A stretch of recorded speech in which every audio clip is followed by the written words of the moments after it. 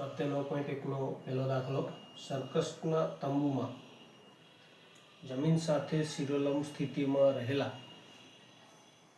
થાંભલાની ટોચથી જમીન સાથે ખેંચીને બાંધેલા 20 મીટર લાંબા દોરડા પર એક કલાકાર ચડી રહ્યો છે.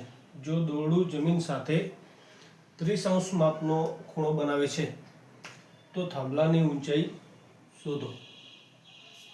શું કીધું છે કે સર્કસના તંબુમાં આપણે જોઈ શકાય કે સર્કસ તંબુ હોય એટલે વચ્ચે એક આ રીતે લાકડું મૂકેલું હોય. સર્કસના તંબુમાં જમીન સાથે શિરોલંબ સ્થિતિમાં રહેલો થાંભલો છે, બરાબર. તો થાંભલાની ટોચથી જમીન સાથે શું કર્યું છે, ખેંચીને એક દોરડો, બરાબર, તો બાંધેલો 20 મીટર લાંબો દોરડા પર શું કરી રહ્યો છે કે એક કલાકાર અહીંથી ચડી રહ્યો છે.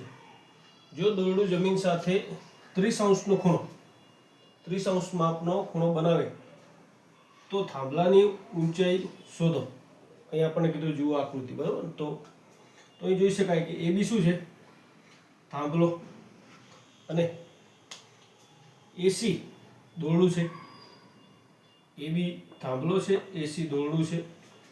અહીં આપણે B અને C ને જોઈન્ટ કરીશું તો જમીનથી અંતર છે, અહીંથી એક ખૂણો બનશે, બરાબર. તો અહીં આપણને ખૂણો ACB કેટલો મળ્યો કે 30નો. અહીં આપણે જોઈશું કે ત્રિકોણ ABCમાં ખૂણો B કાટખૂણો છે, બરાબર, અને ખૂણો C જે અહીં આપણને કેટલું કીધું છે કે 30 માપનો ખૂણો બનાવે એટલે કે 30, અને AC કેટલા 20 મીટર આપેલા છે. હવે આપણે જોઈશું કે ખૂણો C એટલે કે sin C બરાબર, તો અહીં આપણને શોધવાનું શું કીધું છે કે થાંભલાની ઊંચાઈ શોધવાની કીધી છે, અને આપેલું શું છે, કર્ણ આપેલું છે. તો આપણને ખબર છે કે કર્ણનો મુદ્દો હોય તો સાઇન અથવા કોસ વપરાય. અહીં સામેની બાજુ માટે શોધવું છે એટલે સાઇનનો ઉપયોગ થશે, સામે ભાગ્યા કર્ણ.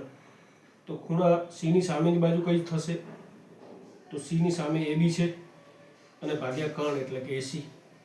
કિંમતો મૂકીશું. sin C એટલે કેટલો ખૂણો લેવાનો કે 30નો, AB ભાગ્યા AC હતો તો AB ભાગ્યા AC. AC ની કિંમત કેટલી તો કે 20.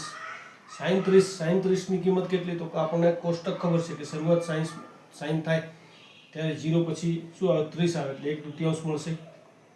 તો AB ભાગ્યા 20, તો 20 છે એકના ગુણાકારમાં આવશે એટલે 20 ભાગ્યા 2 એટલે કેટલા થશે, 10 થશે. તો AB બરાબર 10 માટે AB બરાબર શું લખી શકાય, 10 મીટર. આમ થાંભલાની ઊંચાઈ 20 મીટર છે. અહીં ખાસ જોવાનું છે કે 20 ભાગ્યા 2 મળે એટલે 10 થયા, બરાબર AB, અને ગોઠવી કાઢે એટલે AB બરાબર 10 મીટર. તો આમ થાંભલાની ઊંચાઈ આપણને કેટલી મળે છે તો કે 10 મીટર મળશે.